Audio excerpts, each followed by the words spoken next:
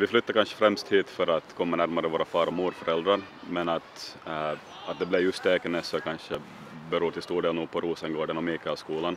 Att egentligen är det för att min fru gick här som barn, så hon var i den allra första barngruppen när de startade inne i centrum.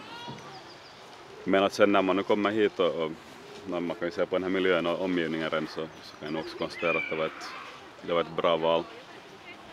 Att vad jag kanske främst har reagerat på här, den här lugna stämningen. Att man kan se hemma också att barnen har blivit mer harmoniska och kanske också mer självsäkra. Och det jag tycker är kiva här är hur mycket de får vara ute. Ja, när vi har det här till exempel, de berättar att de har nu gjort små bon ute i skogen här på måndag. Och idag skulle de gå dit och försöka vittja dem och titta om påskharen ska vara och hämta något spännande. Att det är sådana små grejer som gör att de faktiskt trivs här och ser fram emot att komma hit varje dag. När jag kommer ju själv, jag har gått i en liten byskola i Barösund med kring 20 elever som var i ett gammalt trähus också.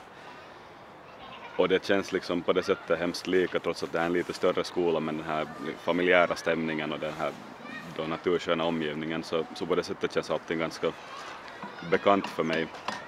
Jag har inte själv någon erfarenhet sen av stora kommunala skolor, men det här känns hemma på det sättet.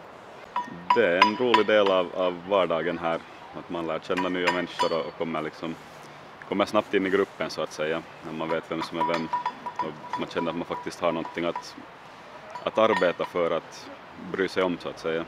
Tidvis har det varit mycket att göra, men där kan man förstås lite välja att hur engagerad man vill vara. Att ingen tvingar ju dig att ta fram hackan och börja harva i potatisåkern.